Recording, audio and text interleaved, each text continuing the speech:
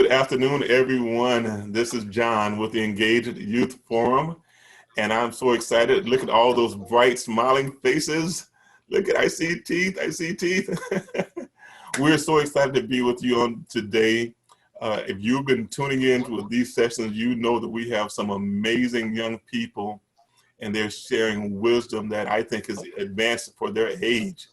They've been talking about what they're doing, and they've been giving some insight for their peers on things that they can do while we're experiencing this time of isolation with the COVID-19. They've talked about how to combat boredom. They've talked about how to make sure that their family members are protected. They talked about what they're going to do in the event that something, this disease, this virus, maybe came closer to home and their loved ones who are required to go out. And they've been given some amazing answers. So we're going to start today. We have a very exciting topic for today. Before we do that, however, let's have some introductions. Hi, my name is Tony, and I go to Howard Bishop. Hi, Tony. My name's Shamar. I'm in the Engaged Youth Forum, and I go to GHS High School. Shamar, welcome. My name is Amila, and I go to PJ1. Thank you, Amila. My name is Caleb, and I'm in the Engaged Youth Forum, and I go to Howard Middle School. Welcome, Caleb. Hi, my name is Jania. I am the designated old person because obviously GodDaddy is not old, and I am currently in college. Very good. Welcome, everyone. Well, you all, are you all ready for this topic? This is, I think, is one that's really has a great benefit to those individuals, especially the people who are the subject of what we're going to talk about today. So we're thinking that there are probably, especially now that we're being required to be away from each other and present. So there must be a lot of people who are connecting via some type of social platform. And it is highly likely that a lot of the people today are dealing with an increased amount of cyberbullying. And so what we're hoping to do today is to figure out what are some suggestions or ideas that a young person can do to combat or to deal with the bullying topic. And remember now, this is a personal blog. We're not telling you what we're to do. We're not experts. We're just simply sharing our opinions. We're sharing some ideas or suggestions that may work for us. We take no responsibility if you try what we say to do and it doesn't work for you. We're not trying to tell you what to do. We're just sharing with you some things that we believe will work. All right. So the first question, what is this bullying thing, and what is this cyberbullying? Tony, what would be your definition of bullying, and maybe an example of something that could take place of cyberbullying? So I think that cyberbullying, it's computer based. So like someone's online and like I don't know the exact definition, but can I just give an example? Yeah, okay. Please.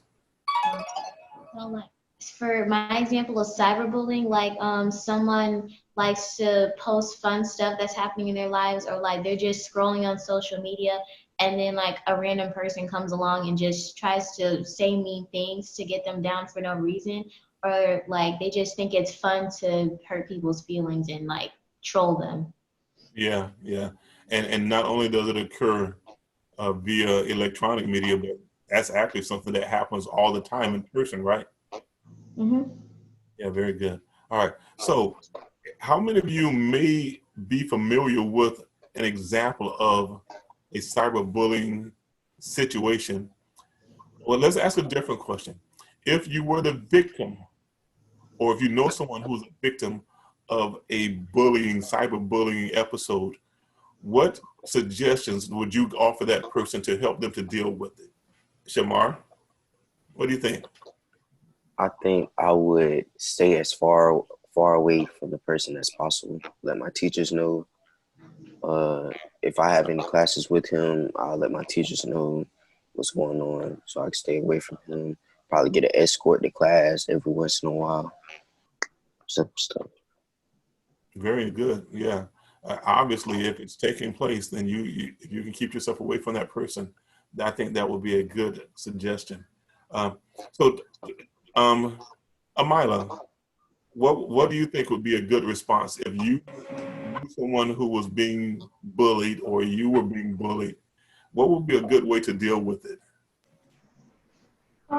If I was being bullied, I would let someone know, probably a parent or a teacher, and I would try to stay clear from that person and try not to be around them anytime.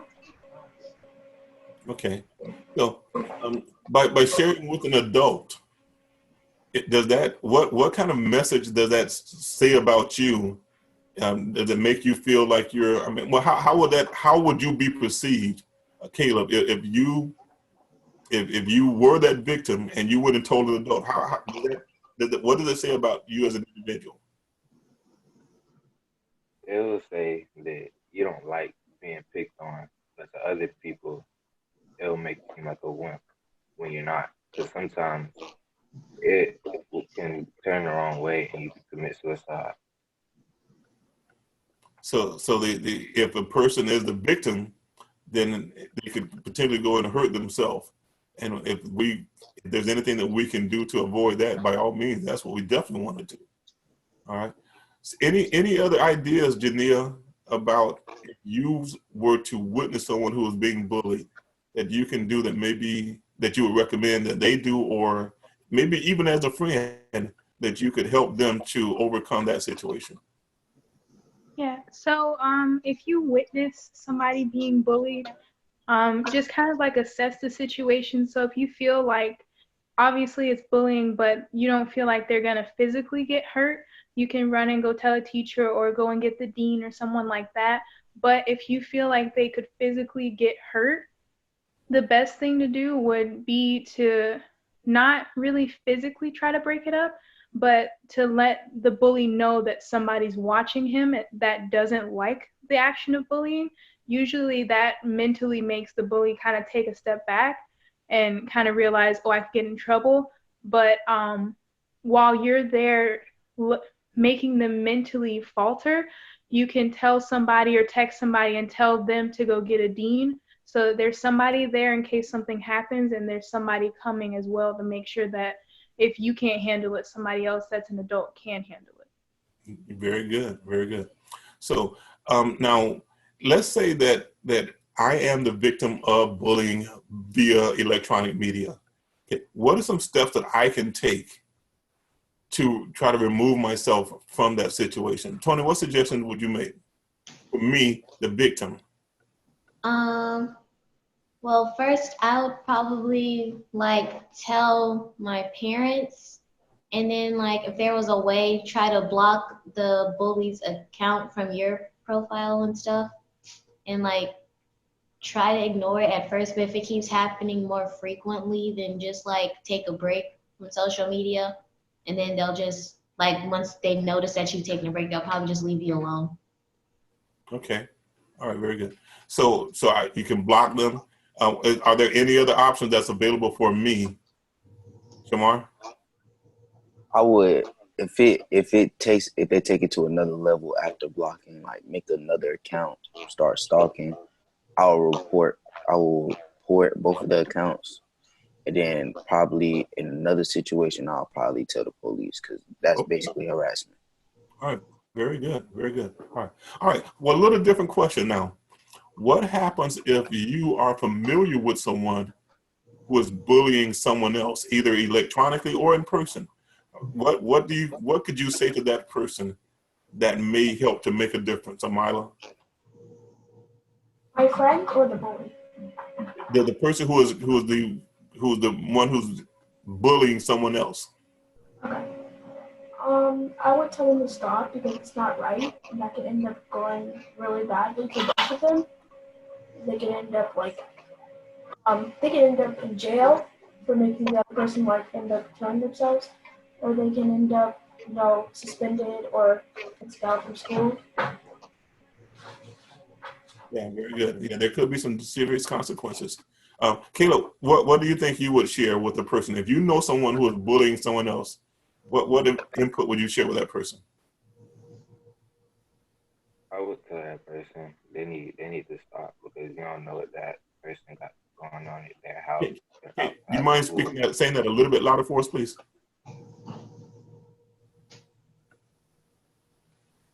I would tell that person to stop because you don't know what that person got going on at his house. Their parents might not be getting enough money. He might have the stuff they have. And if you're bullying them, that's gonna look bad on you. It's not cool. Yeah, and that is so true. A lot of times we observe people and we form opinions, but we don't have all the details. So, Jania, what would you say from your perspective as someone who may be in a college setting? How would you feel comfortable? What would you be willing to do? So in that situation, it's more of just like you guys said, to not make assumptions about the situation, letting the bully know, who I know in this situation, that what they're doing isn't okay, and just walk them through it, because a lot of people, they have things and views that they were raised with. So they might have been raised to actually address a person like this way, or to not be nice to them, or to attack them this kind of way because they're a certain way. Obviously, that's not okay, but you have to talk to everybody on every side of every situation. But if they don't take the warning and they don't seem to understand that it's not okay, you also let them know that if you see them doing it again, or if they do it again and you hear about it, let them know that you will contact the authorities. Especially on my campus, we have like a hotline type of thing. So if it's bullying, if it's cyberbullying, if it's any altercation whatsoever, you just call the number and they come immediately. It's a 24-hour, 24/7 type of thing. So you just got to make sure you cover all the bases of the situation. Very good, very good. And this is one thing that I want to say for this group, as well as for anyone who may observe it. By no means are we advocating that you would put yourself at risk by approaching someone who is bullying another person. If you have a personal relationship with that person and you think the person may be willing to listen to you, then by all means go and take advantage of that relationship. But if you're an outside person, you don't have a real relationship with that person, but you observe that behavior, then we're not asking you or advocating that you go and address that individual directly. Now, if you see a situation that you know is going to be really, the outcome is going to be really unfortunate, you make the decision that you know is best for you. But in every situation, be aware that you can go to an adult and you can go to the authorities. And I know sometimes maybe just telling your parents about what you see, your parents may have some ideas that may be different from what you have. All right. Well, guys, this is the Engage Youth Forum. We are so excited. And once again, I am really impressed with the responses that our young people have shared. I hope that it has been of some value to you, to the people who are in your home, maybe your children, your grandchildren, niece, a nephew, a neighbor. You never know who could benefit from this situation. One of the people said today that you never know what's going on in that home. It may look good on the outside, but when you pull back the curtains, you open the doors, you see there's a lot of stuff that's going on, especially given the conditions that we're dealing with now, this quarantine and isolation and all that stuff. So we want you to take care of yourself. All right. Well, we're going to close the way that we would normally close. I will ask you all to unmute. I'm going to ask you all to give me some smiles and ask you all to give me some energy. Are y'all ready? If you have not heard today, if no one has come into your life and shared this information with you, we want to be the first ones to do it. We want to remind you that 1, 2, 3. You are important. You are important. Yes, you are. Well, thank you for tuning in, and we'll be back next week with another topic. Everyone, you all be blessed.